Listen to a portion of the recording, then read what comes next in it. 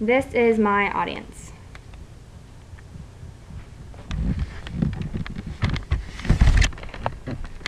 Hi, my name is Maynard. I'm a Liberty nursing student, and today I'm going to be talking about eating disorders and treatment and their lack of.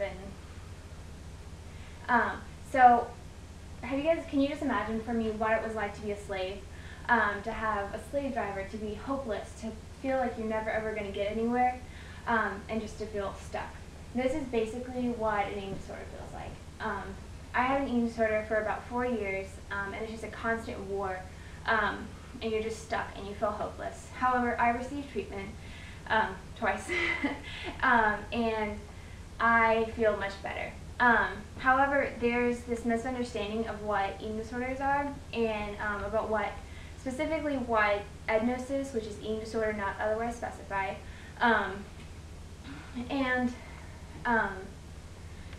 So because of this misunderstanding, people don't, insurance companies don't cover treatment for these people, and they end up not getting what they need. So they're just stuck in this hopeless, dark place. This is caused because of the misunderstanding. There's a difference between anorexia nervosa, according to the DSM-4, they have a low body weight and they're not menstruating, and they're afraid of that they're fat. And then people with bulimia nervosa, they eat a lot of food in a very short amount of time, and then they have to compensate and get rid of it. And they usually do this by vomiting or laxatives or diuretics or exercise or fasting. But basically, EDNOS, these people don't quite meet their qualifications, but they do have a real eating disorder. Their lives and their thoughts are just surrounded and just occupied by this intense fear of gaining weight and thinking about calories and weight. And society doesn't see the need for treatment to be that great, because it's just they think that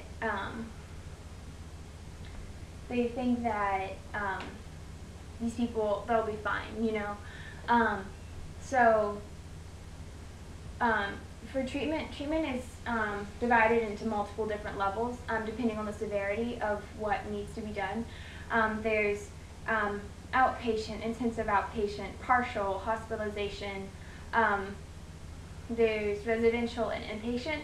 And these different levels, you get assessed by a psychiatrist or someone and a doctor, and they tell you which level they think you need to be at. And there's also a lot of coexisting mental illnesses that come along with it, like depression and anxiety and OCD, and so because of these different things, insurance companies don't like to treat or to pay for coverage, for full coverage, and so these people, they go into bankrupt getting help.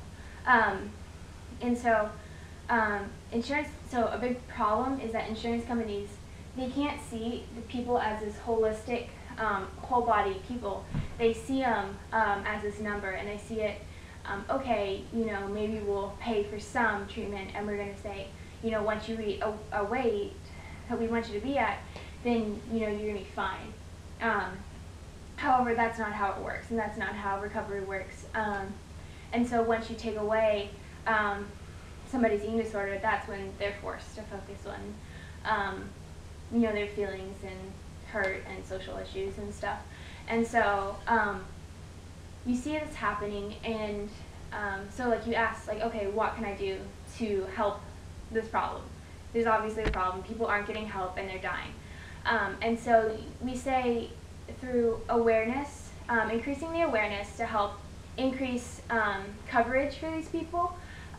There's a Mental Health Parity Act passed by Congress way back in the 90s, and this forces insurance companies to cover, as long as they're covering both mental and physical issues the same for each individual, they're not in trouble with the law. So a problem is they won't cover either. And so obviously this is an issue. And right now in Washington, there's a whole bunch of lobbyists, trying to increase eating disorder awareness and increase eating disorder coverage. And so another thing is we can know about prevention. You need to understand what happens, what causes people to get an eating disorder, what are the factors, what are the signs and the symptoms. And when you catch it early, it's a lot easier to recover.